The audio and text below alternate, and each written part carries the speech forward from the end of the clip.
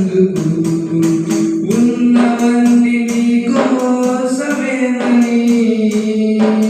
నీవు దేవుని కోసమేనని ఉన్నవన్నీ నీ కోసమేనని నీవు దేవుని కోసమేనని గమనించి తెలుసుకో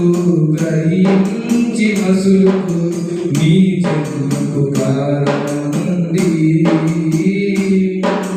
నీ